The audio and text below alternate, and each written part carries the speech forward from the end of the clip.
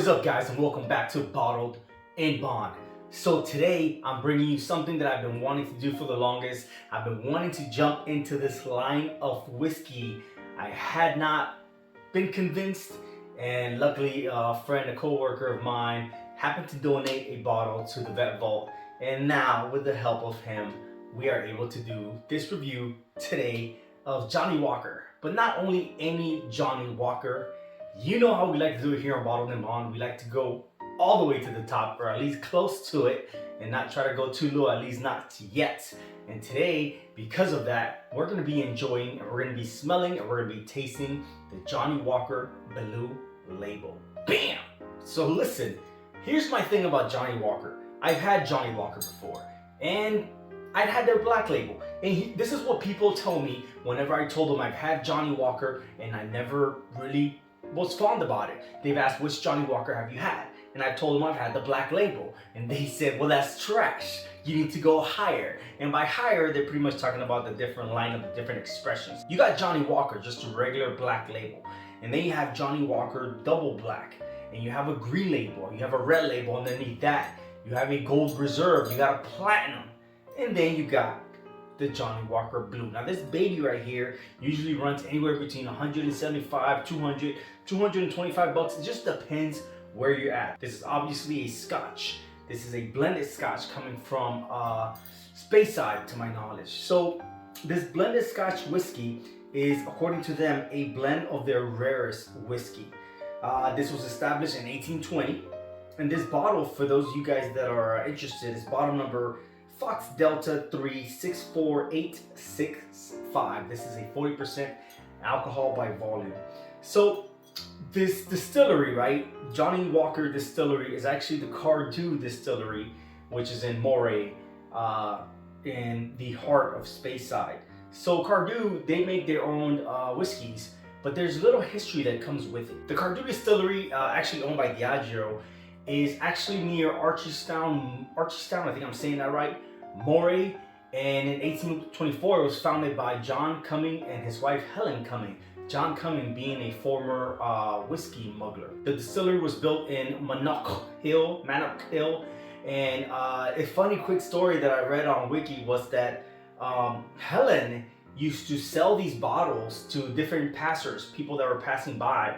But because of the fact that she was on a hill, she could spot the police coming when they were nearby. So what she would do is she would just lather or throw flour all over her to kind of make it seem like she was baking bread and make that illusion to the cops, but also to mask the smell of whiskey. Then she would go forward to offer them tea and raise a flag, and other nearby distilleries knew that when Helen raised the flag, it was to pretty much warn them that there was police nearby. In 1885, they built a brand new distillery in a different location, and all of the old stills and all that stuff that they used to create their whiskey, they actually sold it to Glenfiddich. Now in this new distillery, now we have Elizabeth Cumming running the distillery, and now, I mean, they're making triple what they were making on the hill before. And in 1893, Johnnie Walker and Sons came in and bought the distillery with the notion that the Cummings would continue to run the day-to-day processes. Now listen, when it comes to the Johnnie Walker series, the Johnnie Walker different expressions, I've had their black, straight trash, I'm sorry. I've had their double black, I've had their green, I don't think I've had their red. I have had once their blue, and I don't remember if I've had their gold reserve. But it was those higher end whiskeys that let me realize that there's a peat combination when it comes to Johnnie Walkers, which I didn't know. I'm a big fan of peated whiskeys, and I didn't know that Johnnie Walker had the peat complex in them. This bottle is already opened up, so let's open this baby back up. Oh yeah. Oh, delicious.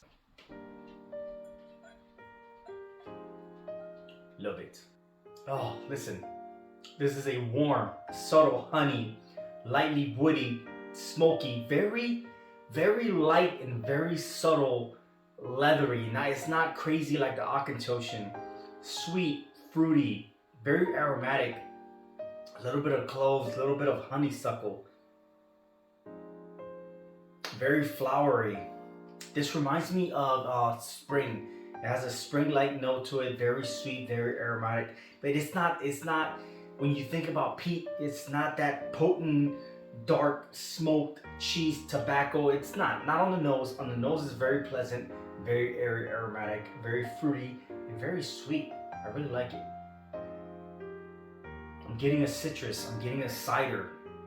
Man, these are the same, similar to the same Scotch like notes on the nose that you pick up with other, I don't want to call them high end, but you're looking at the $60, $70, $80 priced Scotch that are out there that I enjoy and I love. But all these notes, although more of a greater selection of notes, they are very subtle, very light, and very enjoyable. Cheers. Oh, and there's the peat. Man, you get an initial sweet, little sugary honey, but immediately that peat kicks in. Not strong though. It is a very light, sweet peat to the palate. And then you get some of that smoky tobacco.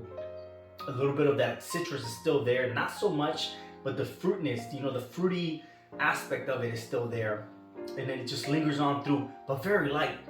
Little to no burn whatsoever. The flavors, man, that oaky, that charred, that wet wood, slightly leathery, in a good way. Those notes are all there, just blending into your palate, and just, it's enjoyable. I drink this and I feel like I committed a crime. Yeah, this is definitely a good blend. Nothing like the Black Label. So all of you guys out there that have told me the reason why you don't like Johnnie Walker is because all you've had is their Black Label. Cheers to you, because this is actually way different, very unique. Still remember, I want to say the one time I've had it, and yeah, man, it's delicious. The price point, listen, forget the price point. Anybody who knows Scotch knows that Blue Label is high end. All right, you're not looking at a $1,000 bottle. You're looking at a great Scotch, top of the line expression from the Johnnie Walker series for 200 and sometimes even under $200 if it's on sale or the region that you're buying it from. So when it comes to Johnnie Walker, this is their high end. When it comes to you introducing Scotch to a Johnnie Walker lover, this is what you're pulling out.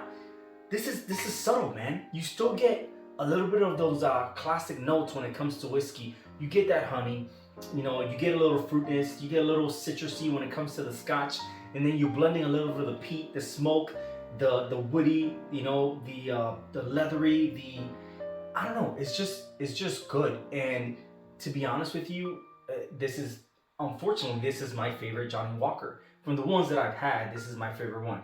The other ones weren't really quite cutting it, but recommended, you damn right. And like I said, this is not to just go through, man. This is not a daily sipper. This is something to just keep back, relax, celebratory, show your friends and family when they come over, let them try it. As long as they like Scotch, I'm pretty sure they'll love this stuff. But just remember, I say that to say this.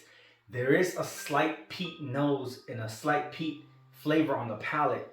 So although they may stray away from it, it'll kind of pull them back whenever the peat clears, and then they start getting those classic Scotch whiskey notes, such as the honey, such as the fruitiness, such as the cider, such as the citrus.